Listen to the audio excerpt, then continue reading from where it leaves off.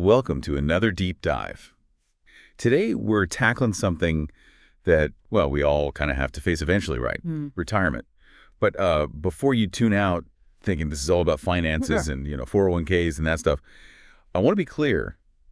We're going way deeper this time. Much deeper. Yeah, we're looking at the psychology behind this huge life change Yeah. and how it impacts like the mental well-being of people as they get older. That's right. Yeah, so often I think retirement is portrayed as this blissful time. Like, oh, you're done working, you can finally relax and enjoy life. Right. Endless leisure. Yeah, exactly. But the reality is much more nuanced. Oh, for sure. Yeah. It's not always sunshine and roses. And that's what we're going to dig into today. Absolutely. So we've got a ton of really interesting research to go through today. Mm. We've got some expert insights and even some like surveys of people who've actually gone through this transition. Right. So we're going to unpack some of the maybe surprising ways retirement affects people mentally. Mm. We're going to look at some theories about aging and emotions. Yeah, And I think we'll probably even uncover some myths along the way. definitely. It's fascinating how often retirement is portrayed as purely positive. Just endless relaxation. But the reality is leaving the workforce is a big psychological shift. Yeah. And we need to understand both the challenges and the opportunities that it presents. I totally agree.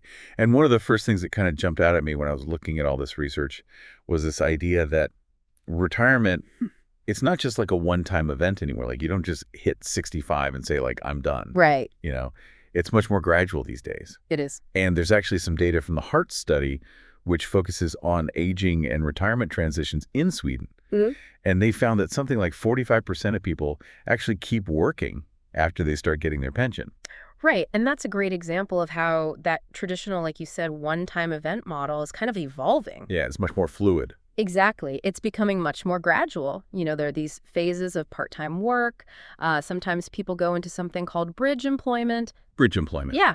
Or they'll, kind of go back and forth. They'll unretire and then retire again. So it's definitely a more dynamic landscape. I mean, it's a lot to think about, right? Yeah. It makes me definitely reconsider how I'm going to, plan for my own retirement. Absolutely. And it's so essential to recognize that, these traditional models of retirement, they're being challenged. There are significant demographic changes happening all over the world. Oh, yeah. Populations are aging. Yeah. And that's impacting pension systems, which are leading to reforms in a lot of places. So you really need to have a much more flexible approach to planning. Yeah, for sure. I mean, you definitely can't just coast on autopilot. No. And speaking of, things changing, there are all these really interesting theories about how people kind of navigate this retirement transition psychologically. Right. One that I found really interesting is role theory. Have you heard of that? Yes. So it's basically this idea that, our work is so intertwined with like our identity and who we are that when we lose, that it can really impact our self-esteem. It can. And that's a crucial theory to understanding why some people really struggle with retirement. Yeah. They've built their sense of self around their profession, and leaving that can trigger a feeling of loss. Yeah. Or, it can even diminish their self-worth. It makes total sense, right? You spend decades, building your career, and it shapes who you are. So to suddenly not have that can be jarring. Absolutely. But I'm curious, is there like a more positive way to look at this? There is. There's actually something called continuity theory. And it offers a more optimistic lens, I would say, because it suggests that it's not just losing the work itself that causes the distress. Okay. It's more about the disruption of like routine and your social connections. So it's more about the changes to your lifestyle. Exactly. So, if you can maintain those relationships and find activities that bring you purpose outside of work, the transition can be a lot smoother. So it's not about dwelling on what you've lost. Yeah. It's about, actively creating a new chapter. Yes, exactly. Okay. It's all about finding ways to maintain continuity in your lifestyle. Yeah. Whether it's through your family or hobbies, volunteering, part-time employment. Yeah, finding those new things to fill your time. Yeah. And I feel like this kind of ties into the idea of resource theory too, right? Where retirement is viewed as a potential loss of valuable resources. Right. Resource theory is really insightful because it highlights, that there are many things we lose in retirement. Yeah, it's not just about money. No. Like you're losing social connections, you're losing a sense of purpose even just the structure of your day. Exactly. And that can be a real challenge to well-being. It is. But it's interesting because some people seem to naturally, try to mitigate that. I'm thinking about that data from the heart study. That showed like 28% of people work part-time after they start getting their pension. So they're holding on to some of that structure. Exactly. And it might not even be about the income necessarily. It could be about maintaining those social interactions or that feeling that they're still contributing. Right, like they're still part of something. Yeah. So it's really interesting to see how these theories play out in real life. It is. We've got all these ideas about identity and continuity and resources, but I guess the big question is, what does the research actually say about how people's mental health is actually affected by retirement? Right. Like, do these theories hold up? Right, and that's where things get really interesting. Okay. Because the Heart study found that in those early years of retirement, both men and women actually saw a decrease in depressive symptoms. Wait, really? Yeah. That's kind of surprising. You'd think with the loss of identity and potentially resources and all of that, that retirement would be kind of prime time for, feeling down. You would think so. But, it just goes to show that it's so important to look at the data and not just rely on our assumptions. Yeah, for sure. I mean, everyone's experience is different. Of course. It's not a simple equation. There are individual factors that come into play. So what are some of those factors that might make the transition a little bit rockier for some people?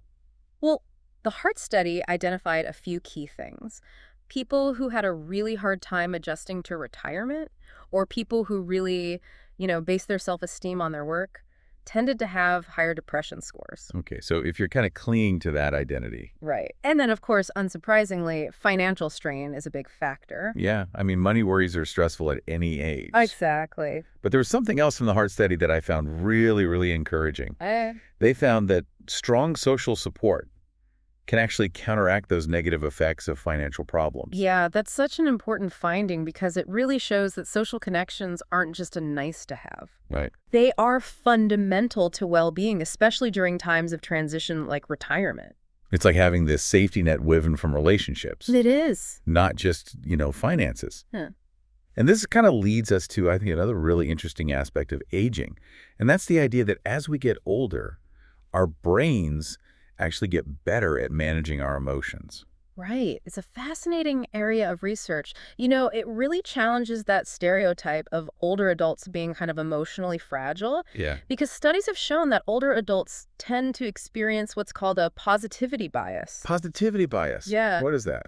Well, it means that they tend to focus more on positive emotions and memories, and they also demonstrate greater resilience when they are faced with stress. So it's like they've developed this superpower of focusing on the good stuff and letting go of the negative. It's really an amazing adaptation, and it actually connects to a theory called socio-emotional selectivity theory. Okay. So as we age, we become more aware of our limited time. Right. So naturally, we start to prioritize relationships and experiences that are emotionally meaningful. So it's not like you're denying that negative emotions exist. Right. It's more like you're choosing to invest your time and energy in what truly brings you joy. Exactly.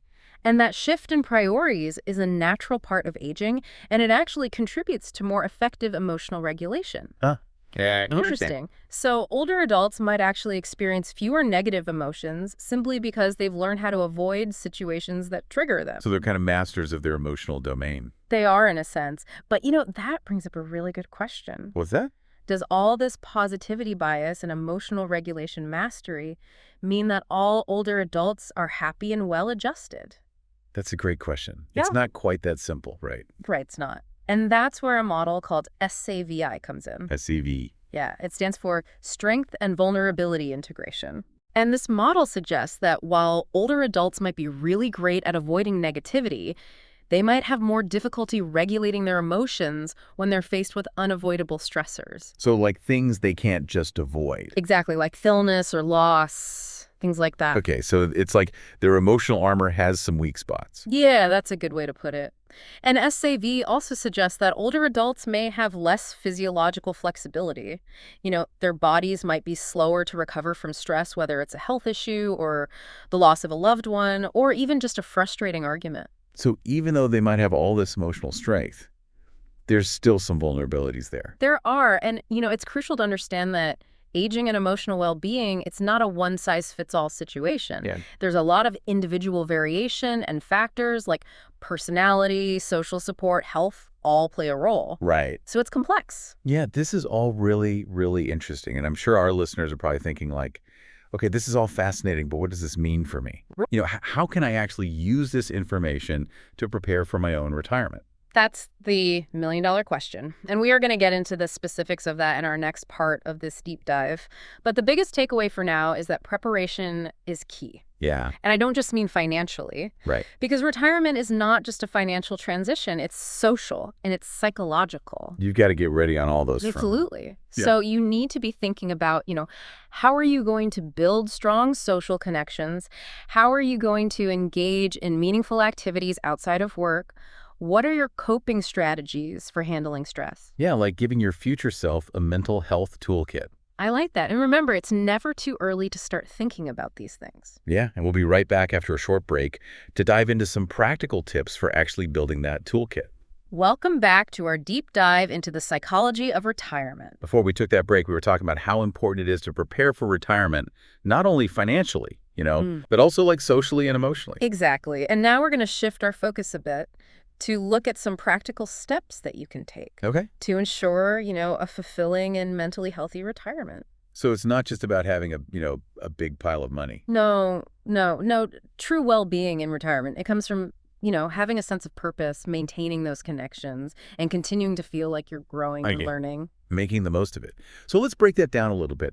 What are some tangible things that people can do to kind of, build that foundation for a happy retirement? Well, I think it all starts with challenging those ageist assumptions that we often carry without even realizing it. You mean like that idea that getting older automatically means you're going to be miserable and declining? Exactly. We've talked about how older adults can actually become more adept at regulating their emotions and prioritizing what really matters to them. Right. But those positive aspects of aging are often overshadowed by, those negative stereotypes. So step one is ditching those outdated ideas about aging.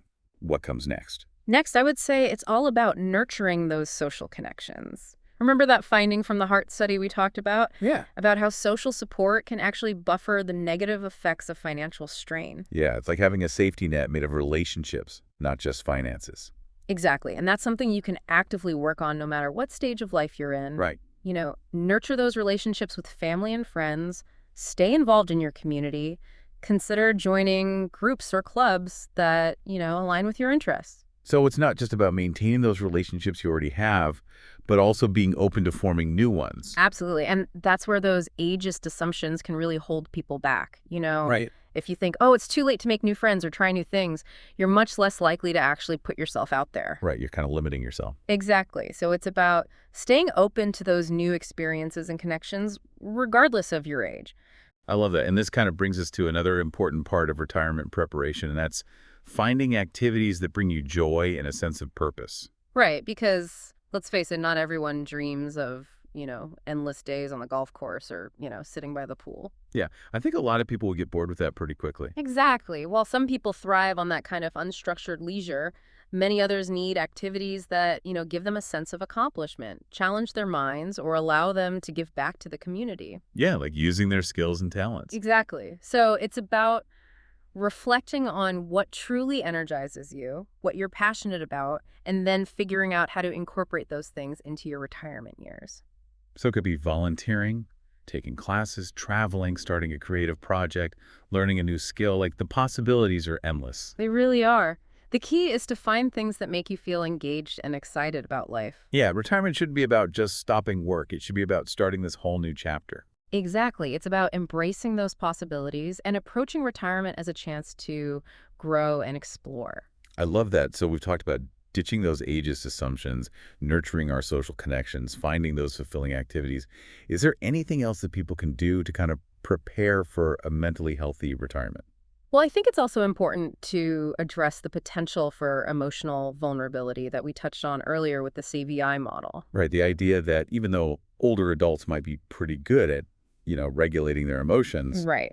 they could still be more susceptible to certain types of stress. Exactly. Yeah. So it's worth thinking about how you can build resilience and develop coping strategies for handling those difficult situations. It's like having a mental health toolkit. ready to deploy when things get tough. Precisely. And that could include things like practicing mindfulness, learning relaxation techniques, or even seeking professional support if you're struggling. Right, because there's no shame in asking for help no matter how old you are. Absolutely. It's about normalizing, that even in retirement, life is going to throw curveballs. Right. And having the tools and resources to navigate those challenges is crucial. Okay, so let's recap. We've talked about, getting rid of those ageist stereotypes, staying connected with people, finding those fulfilling activities, building up our emotional resilience. Anything else we should add to our retirement preparation checklist? I think it's crucial to remember that retirement planning, it's not something you do, a year or two before you retire. Right. It's an ongoing process that ideally should start much earlier. So don't wait till you're 60 to start thinking about this stuff. Exactly. The sooner you start cultivating those healthy habits, nurturing your social network, exploring your interests, the better prepared you'll be for a smooth and fulfilling transition. So it's about making choices today that will set you up for a happier and healthier tomorrow. That's a great way to put it. Retirement is a journey, not a destination. And the more thoughtfully you prepare for it, the more rewarding that journey is likely to be. I love that retirement isn't an ending. It's a beginning. Exactly. It's a chance to redefine yourself, explore new possibilities, and embrace the next chapter of your life with enthusiasm and purpose. I'm feeling so inspired. And I hope our listeners are too. But, before we get too carried away with all this retirement optimism, I think we need a bit of a reality check. Oh, what do you mean? Well, we've been focusing on how individuals can kind of adapt to retirement. Right. But what about the larger context? You're talking about how societal structures need to adapt Exactly. to support a growing population of older adults. Exactly. Yeah. We've touched on how those demographic shifts are putting pressure on pension systems. Right. But the ripple effects go way beyond that, don't they? They do. For instance, there's the whole issue of healthcare. As people live longer, the demand for healthcare services naturally increases. And that, of course, puts a strain on Yeah.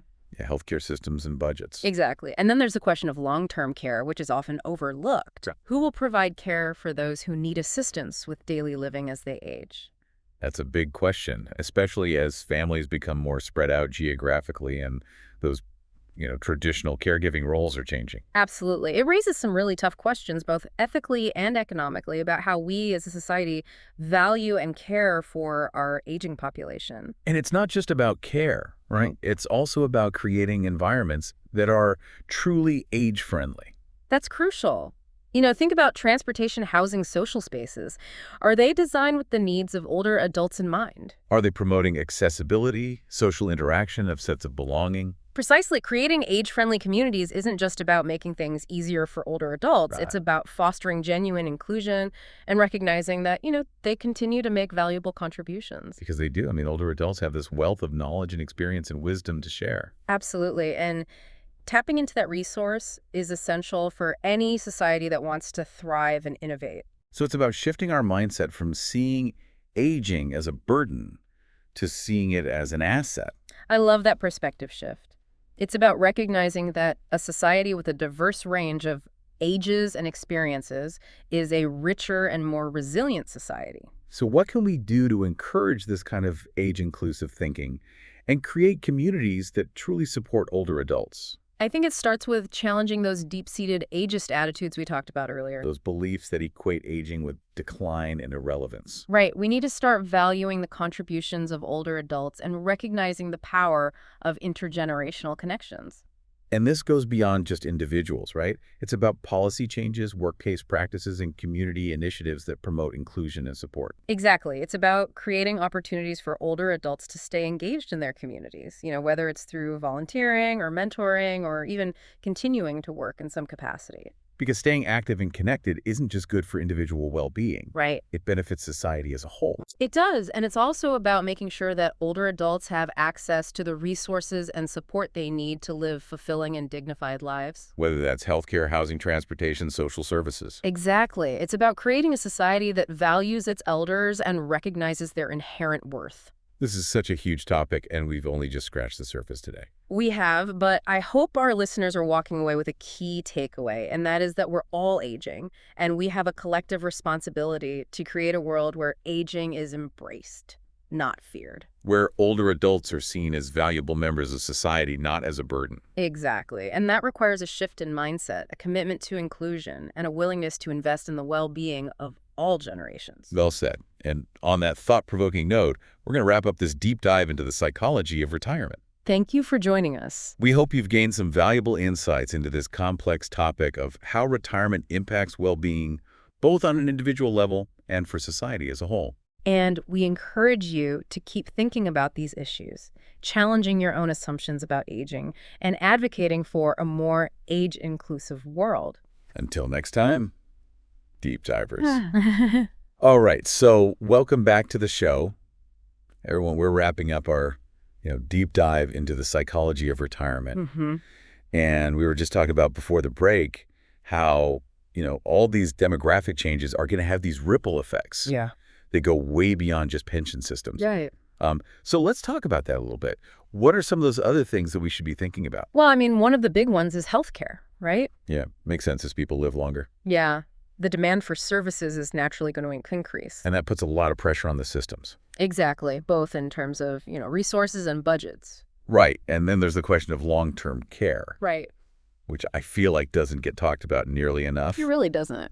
Who's going to be taking care of all these people who need help with, daily life as they get older? And especially with families being more spread out these days. Yeah. And, traditional caregiving roles changing. Yeah, it's a huge question. It is. And it brings up some really tough questions, I think, ethically and economically, about how we as a society, value and care for our aging population. Absolutely. And it's not even just about care, right? It's about creating environments that are truly age-friendly. Right. So, thinking about things like transportation, housing, social spaces, are they designed with the needs of older adults in mind? Exactly. Are they promoting accessibility, social interaction, a sense of belonging? Precisely. Yeah. And creating those age-friendly communities, it's not just about making things easier. Right. For older adults, it's about, fostering that inclusion and recognizing that they still have a lot to contribute. Yes, exactly. They have so much knowledge and experience and wisdom to share. Absolutely. And tapping into that is really important for any society that wants to thrive and, continue to grow. Yeah, it's essential. So it's like a complete mindset shift. Going from seeing aging as a burden to seeing it as an asset. Right. Like a valuable resource. I love that perspective shift because it really highlights that, a society with a wide range of ages and experiences is a richer and more resilient society. So what can we actually do to encourage that kind of thinking? Yeah. How can we create communities that are actually supportive of older adults? Well, I think it starts with challenging those ageist attitudes that we were talking about before. The ones that say, aging equals decline. Exactly. We need to start valuing those contributions of older adults and recognizing how powerful intergenerational connections can be. And this goes way beyond individuals, right? It's about policy changes, workplace practices, community initiatives that actually promote inclusion and support. Exactly, like creating opportunities for older adults to stay involved in their communities, whether it's through, volunteering or mentoring or even working in some capacity. Yeah, because staying active and connected, it's not just good for them, right? No. It's good for everyone. It benefits society as a whole. And we also have to make sure that they have access to the resources they need. Yes. To live fulfilling and dignified lives. Absolutely. Things like healthcare and housing, transportation, social services, all of that. It's about creating a society that values its elders and recognizes their inherent worth. Absolutely. This is, obviously a really big topic. Yeah. And we've only scratched the surface today. We have, but I hope our listeners are walking away with at least one key takeaway. What's that? And that's that we are all aging. And we all have a responsibility to create a world where aging is embraced, not feared. Where it's seen as, something positive. Exactly. And that requires us to, shift our mindsets, commit to inclusion, and be willing to invest in the well-being of all generations. Well said. And on that note, I think we're going to wrap up this deep dive into the psychology of retirement. Thanks for having me. It was a great conversation. I really appreciate you being here. Of course. And for everyone listening, we hope you learned some interesting things about how retirement can impact, mental health, both for individuals and for society. And we really encourage you to keep thinking about these issues. Challenge your own assumptions about aging and advocate for a world that is more inclusive of everybody. Absolutely. All right. That's it for today. Thanks for joining us.